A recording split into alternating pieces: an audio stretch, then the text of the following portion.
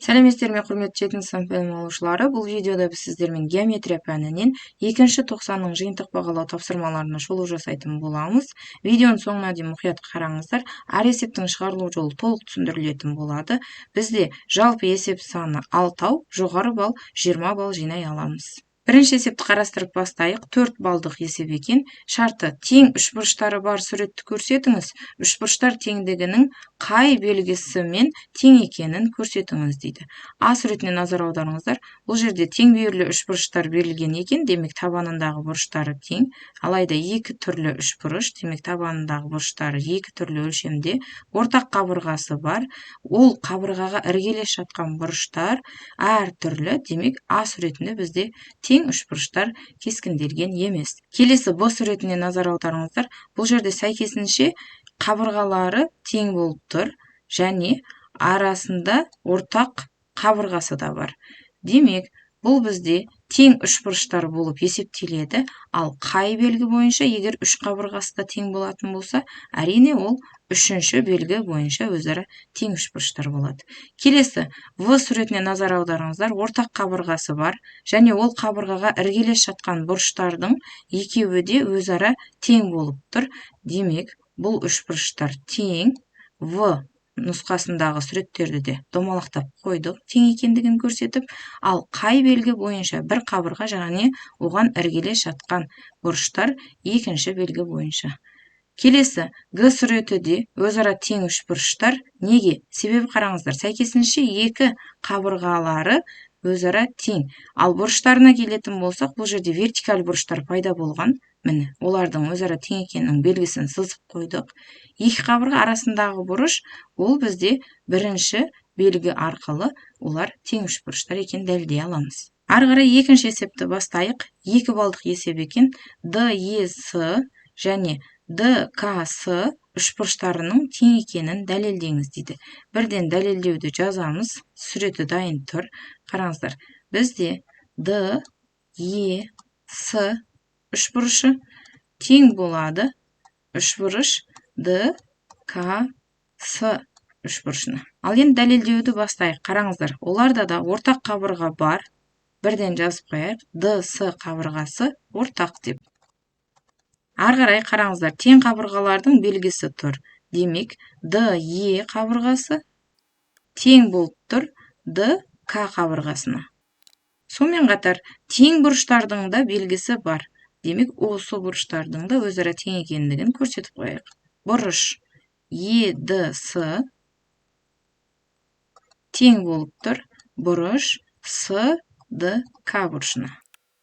Олай болса, екі қабырғасы және олардың арасындағы бұрыш, бұл бізде бірінші белгі арқылы тең екендігі толықтай дәлелденген үшбұрыштар екен.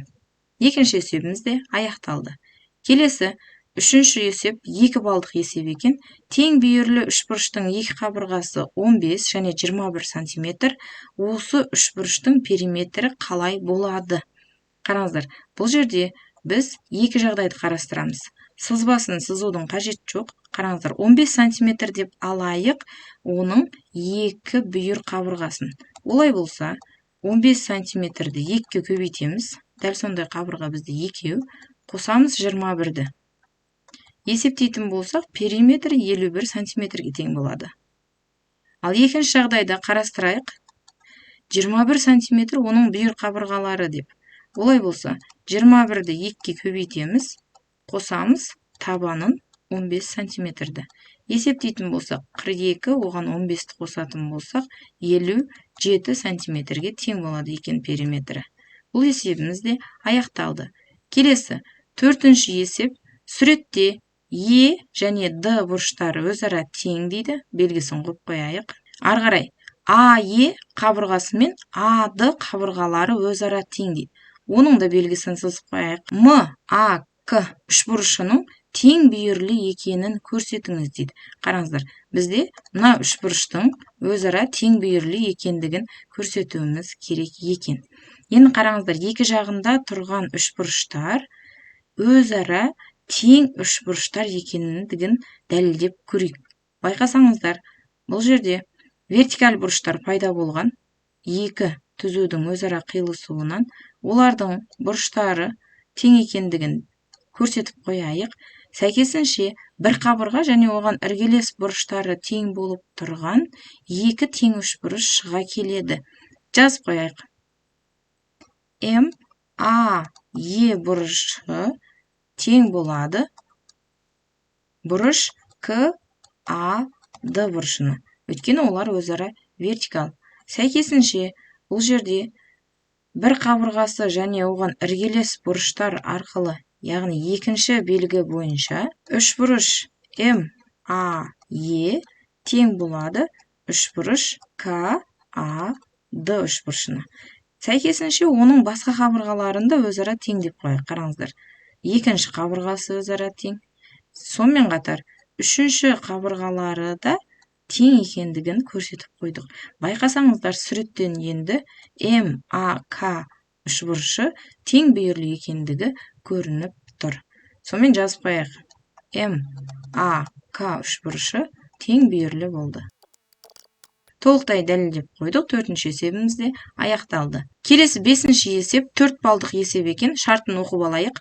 Тең бүйірлі АБС үшбұрышының табаны АС, С бұрышы 35, Б бұрышы 110 градус, БД медианасы берілген, АБД үшбұрышының бұрыштарын табыңыз дейді. Бірден суретін кескіндеп алайық.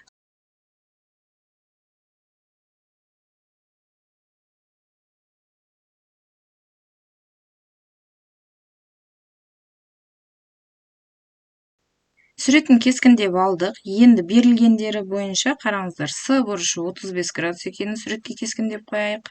Ал Б бұрышы 110 градус. Ал БД медиана. Енді қараңыздар. Медианасы тең бүйірлі үшбұрышта бізге берілген тең бүйірлі үшбұрыш.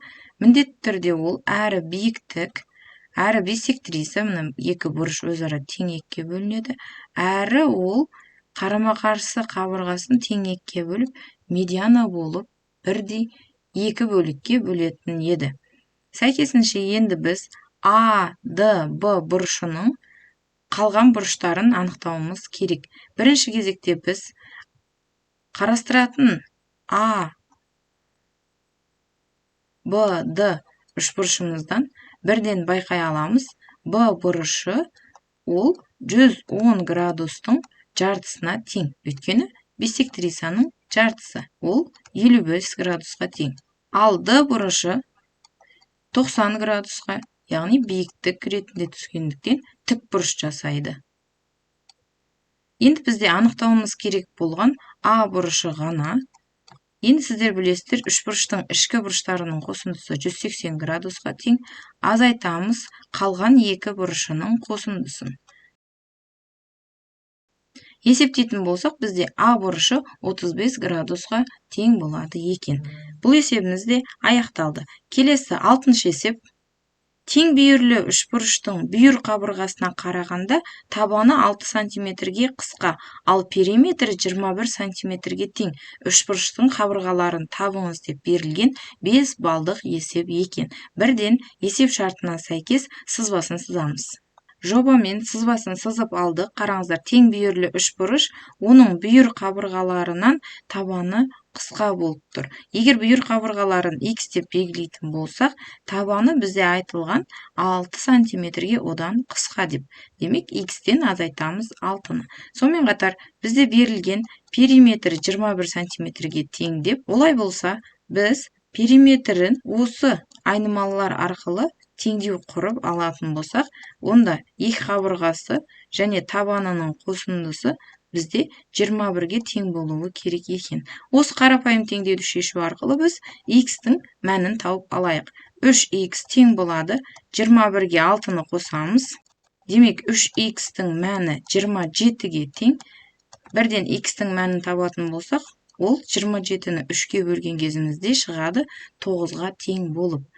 Сонымен, байқасаңыздар, бүйір қабырғалар X болып тұрған еді, олардың әр қайсысы 9 сантиметрден екен, ал табаны 9-дан 6-ны азайтқан кезімізде 3 сантиметрге тең болады екен. Әріптермен белгілеп, А, Б, С үшбұрышы деп қарастыратын болсақ, бізде бүйір қабырғалары А, Б тең болады BS-ға және сәйкесінше 9 сантиметрге тең болады. Ал табаны AC тең болады 3 сантиметрге. Жауап ретінде жаздық. Бұл есебіміз де аяқталды. Осымен құрметті білім алушылар, барлық берілген 6 есептің де шығарылу жолын толық қарастырдық. Тек 5-ші, 6-шы есептерде ғана есептің шартына сәйкес сызбасын өзіміз сызуымыз қажет. Қалған есептерде дайын сызбамен жұмыс жасаймыз. 3-ші есепте бірден есептеуге кірісе бересіздер. Сызбасының қажеті жоқ. Барлық есептер түсінікті болды деп ойлаймын. Дайындықтарыңызды одан да шыңдау үшін видеоны қайта бір қарап шығыңыздар. Ал барлығы түсінікті болса, достарыңызбен бөлісіп қоюды ұмытпаңыздар. Барлықтарыңызға сәттілік.